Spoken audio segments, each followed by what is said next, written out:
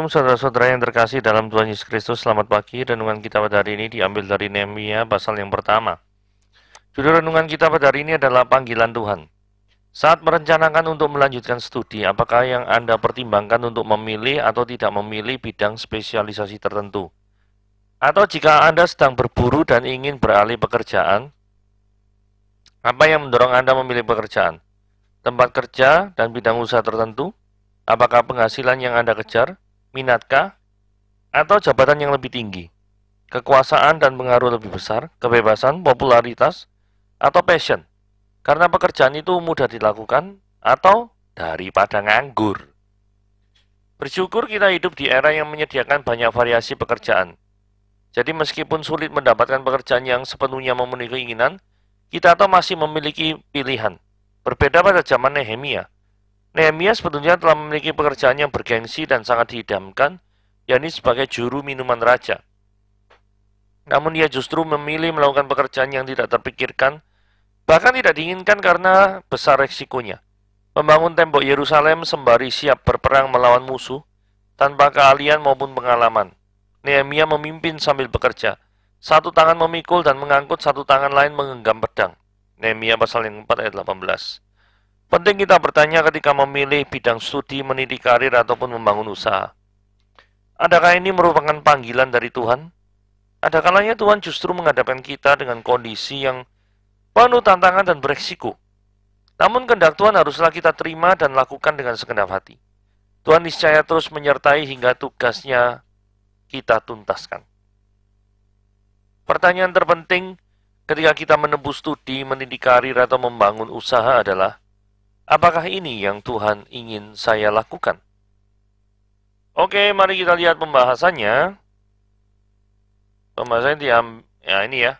Apa yang Anda perbuat ketika mendengar saudara seiman Anda mengalami kesusahan, penderitaan, bahkan aniaya karena imannya kepada Kristus?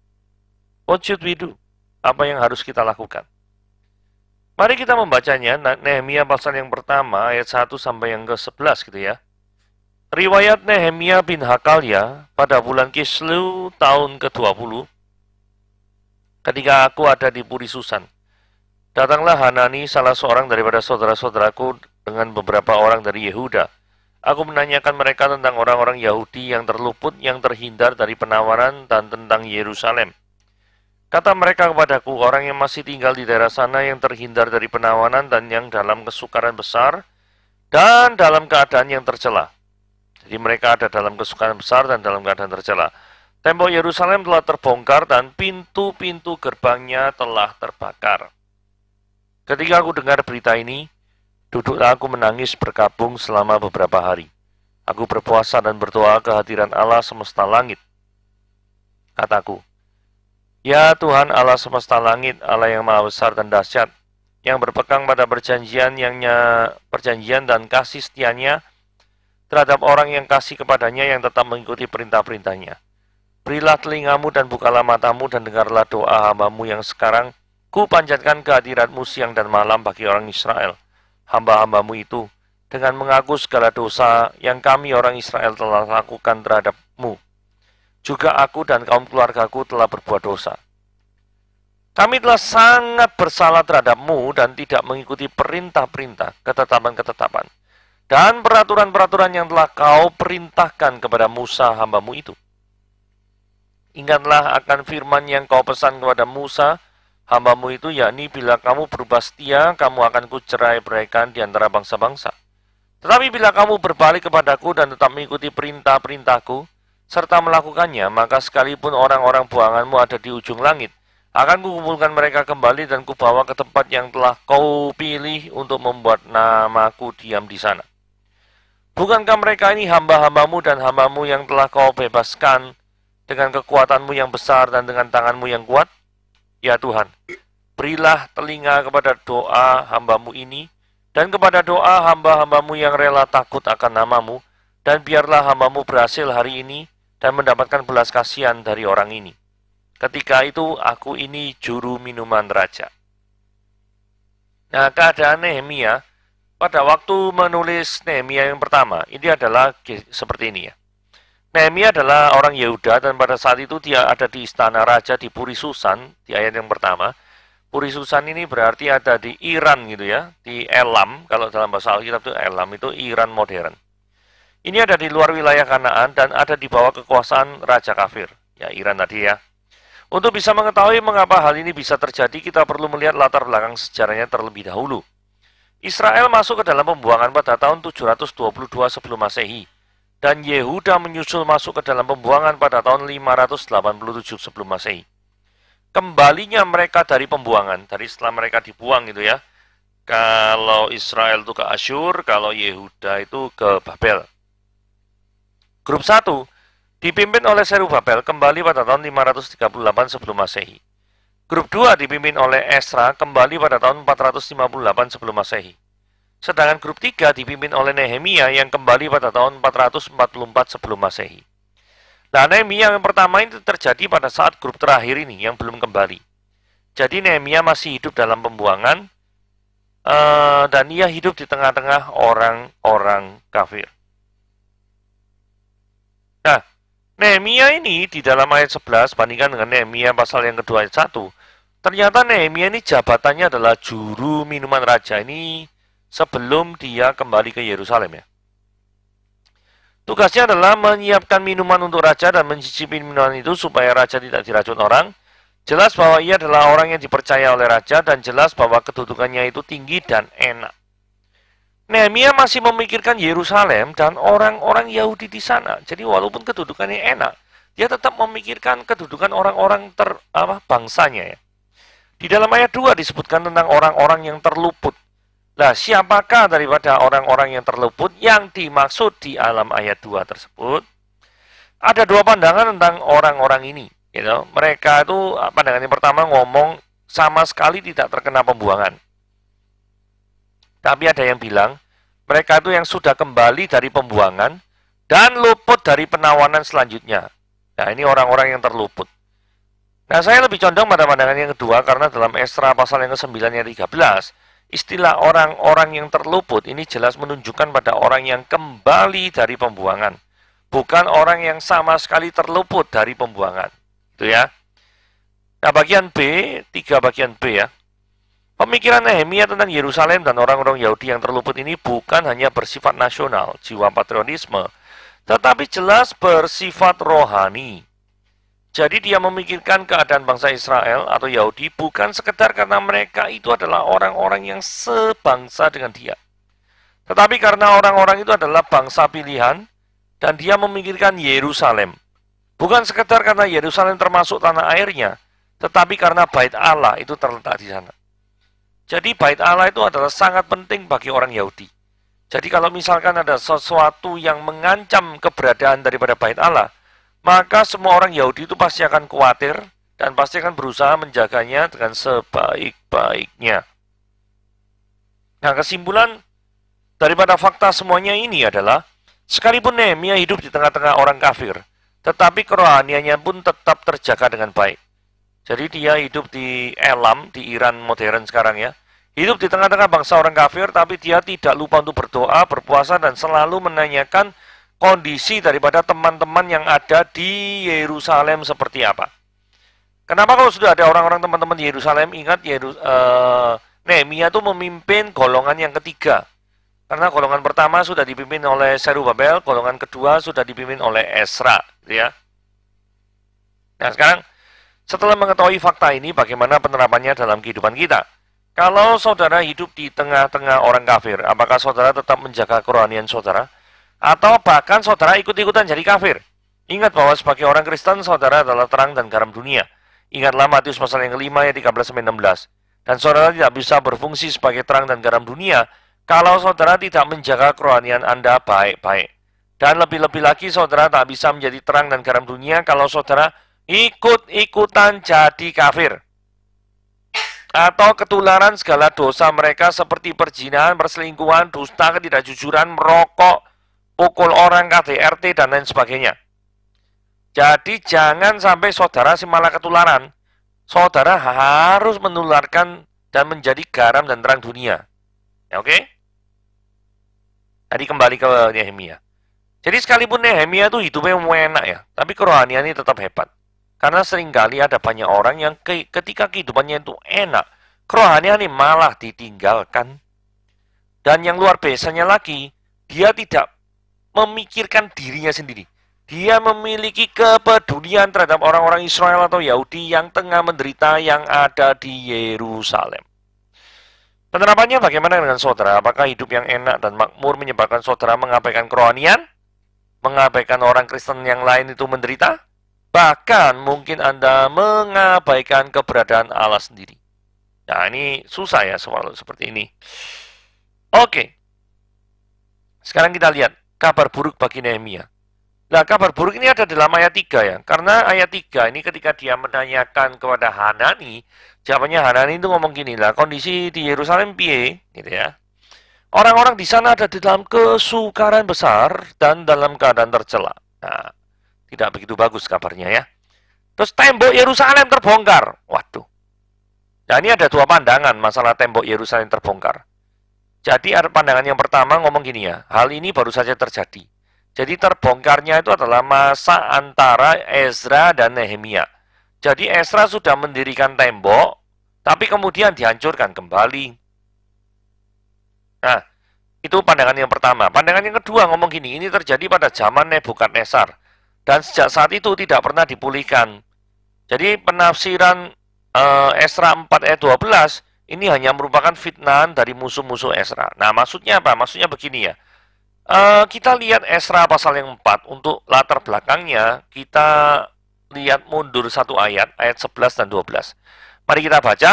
Inilah salinan surat yang dikirimkan mereka. Mereka itu adalah orang-orang yang tidak senang terhadap kehadiran Nehemia. Kepadanya itu kepada Raja Artasasta. Kehadapan Raja Artasasta dari hamba-hamba Tuanku, orang-orang di daerah sebelah barat Sungai Efrat. Sebelah barat Sungai Efrat itu maksudnya Kanaan. Maka kiranya Raja maklum bahwa orang-orang Yahudi yang berangkat dari Tuanku ke tempat kami, ya, yang dipimpin oleh Ezra itu ya, telah tiba di Yerusalem. Mereka telah membangun kembali kota yang durhaka dan jahat itu. Mereka menyelesaikan pembangunan tembok-tembok dan memperbaiki dasarnya. Nah, beberapa orang kalimat yang terakhir. Mereka tuh sedang membangun kembali kota yang durhaka. Mereka menyelesaikan pembangunan. Dianggap menurut pandangan yang kedua itu adalah fitnahan musuh-musuh Ezra kepada bangsa Yahudi. Karena tujuannya begitu orang-orang ini memanas-manasi Artasasta. Loh, manasinnya itu cara gini loh. Itu loh, lihat orang Yahudi bangun tembok loh. Itu kalau misalnya bangun tembok, mereka tidak mau bayar upeti kepada Raja Artasasta loh. Mereka nanti akan berontak kalau Raja biarkan, itu nanti merajalela tambah tidak karu-karuan.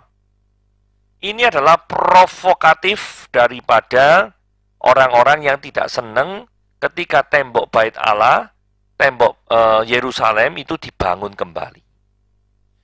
Ini jelas merupakan kabar buruk bukan sekedar dalam arti nasional, tapi juga dalam arti rohani bagi Nehemia.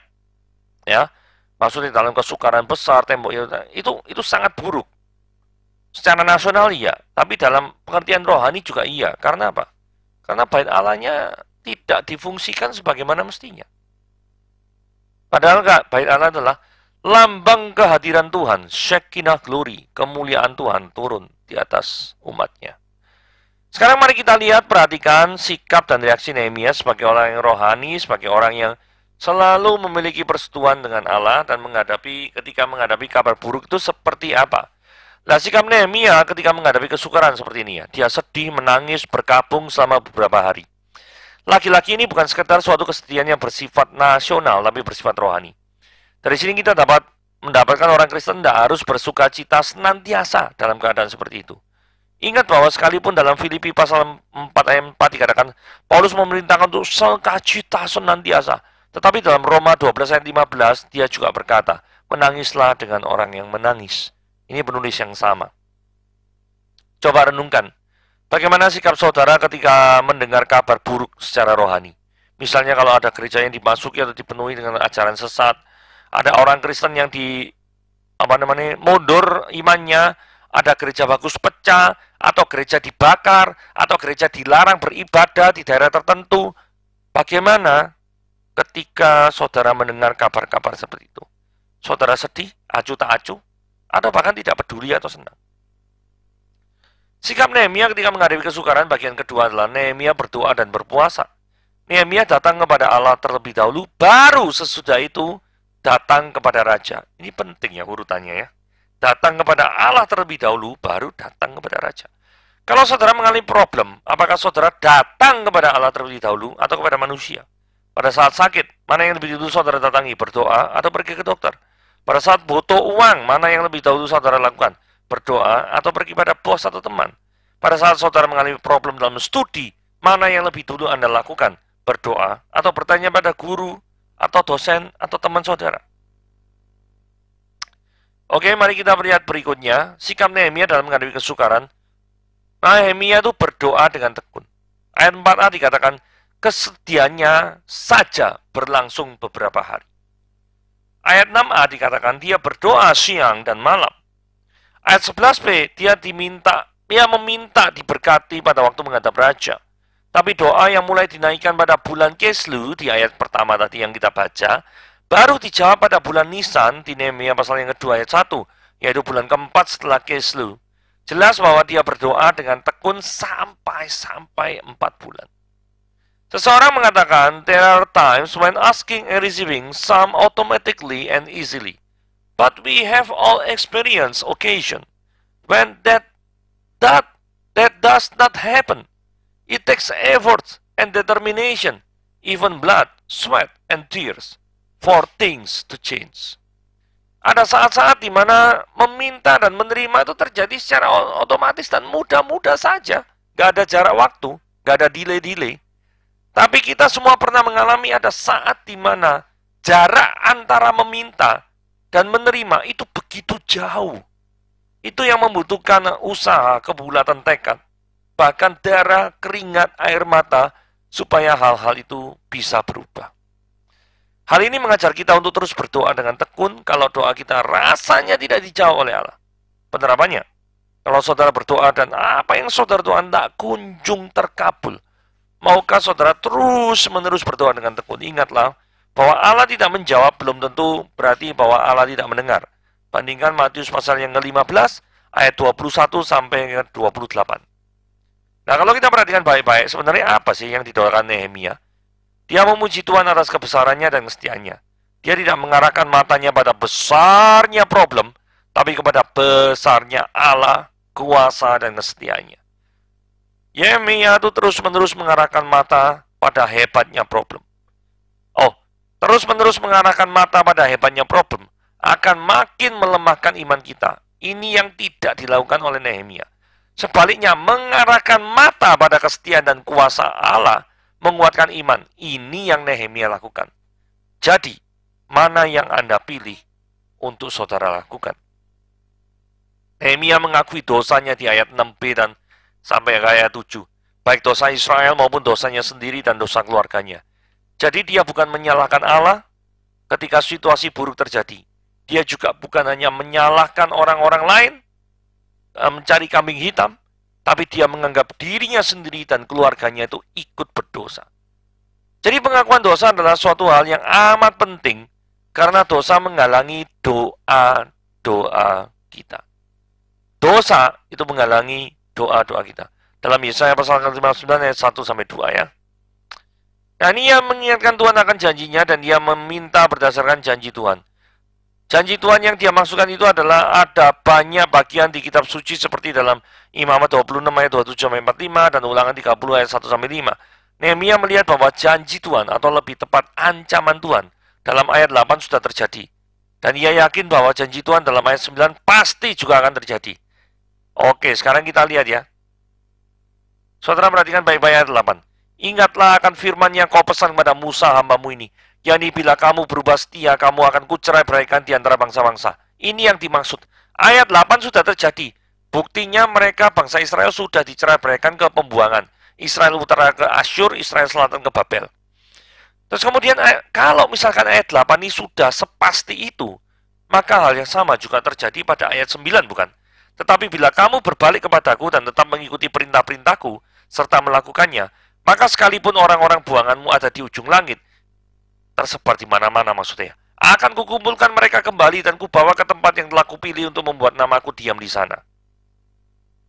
Jadi, yang didoakan oleh Nehemia itu adalah yang dijanjikan oleh Tuhan.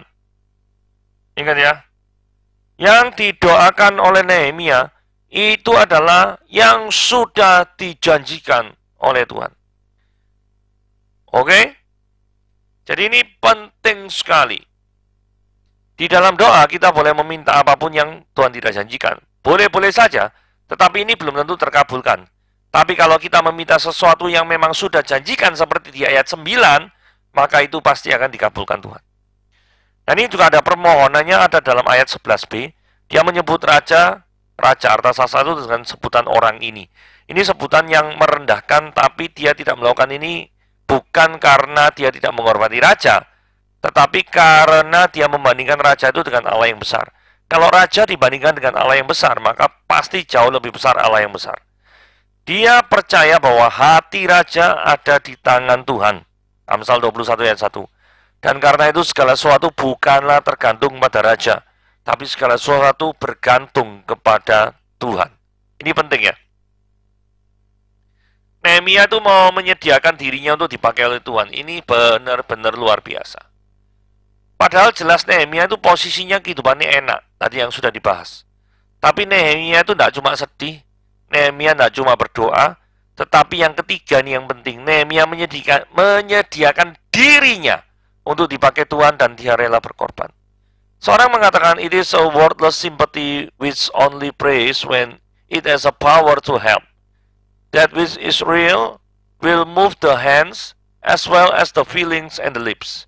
Adalah merupakan simpati yang tidak berharga. Kalau kita itu hanya berdoa, padahal kita mampu nolong. Tapi yang kita lakukan cuma doa tok. Ini simpati ini gak ada gunanya. Simpati yang sejati adalah menggerakkan tangan maupun perasaan dan bibir untuk do something. Bagaimana dengan kita semua? Apakah saudara berkorban waktu, tenaga, pikiran, uang, menyediakan diri untuk dipakai oleh Tuhan? Untuk membenahi hal-hal yang menyedihkan di dalam gereja Tuhan ataupun di dalam dunia di mana saudara tinggal. Sebagai penutup, Nehemia dan kita sama-sama menghadapi situasi gereja yang buruk, situasi dunia yang buruk, situasi yang tidak menguntungkan memang. Tetapi reaksi Nehemia adalah 3 hal ini. Dia memang bersedih. Suatu reaksi yang wajar ketika manusia melihat suatu penderitaan. Dan yang berikutnya adalah berdoa dengan tekun kepada Tuhan. Dan yang ketiga, mau dipakai oleh Tuhan dan mau berkorban. Saudara, maukah kita meniru pribadi Nehemia yang sudah kita bahas pada hari ini? Tuhan Yesus memberkati.